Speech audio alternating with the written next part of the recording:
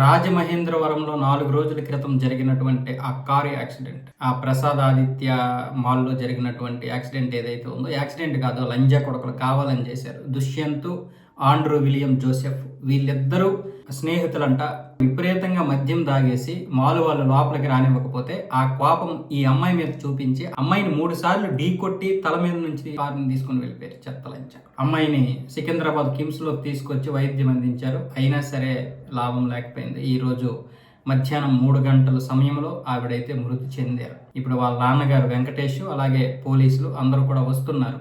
వచ్చిన తర్వాత post mortem అయితే నిర్వహిస్తారు. ఇలాంటి యువత మన దేశంలో ఇంకా విచ్చలవిడిగా తిరుగుతున్నారు. వాళ్ళకి కఠినమైనటువంటి శిక్షలు ఎలా ఉండాలి? 1 ఉరి శిక్ష, 2 ఎన్కౌంటర్, 3 కాళ్ళు చేతులు తీసేయాలి. నాకైతే 3 కరెక్ట్ అనిపిస్తుంది. కాళ్ళు చేతులు తీపించేస్తే కుటుంబ సభ్యులే అసహించుకుంటారు కొన్ని రోజుల తర్వాత.